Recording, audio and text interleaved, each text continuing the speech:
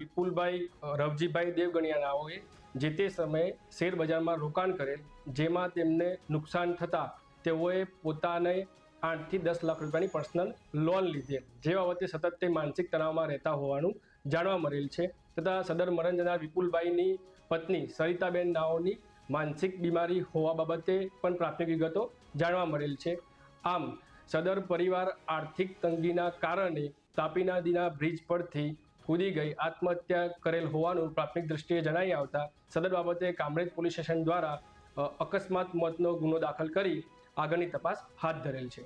ઘરેથી એમ કહીને નીકળેલા કે અમે ગાર્ડનમાં જઈએ છીએ ને રાતે કે અમે જમીને આવશું એવું કીધેલું. ક્યારે જાણ થઈ આપને એવું? આ જાણ અમને મારા પપ્પાએ રાતે 11:30 ફોન કરેલો કાલે.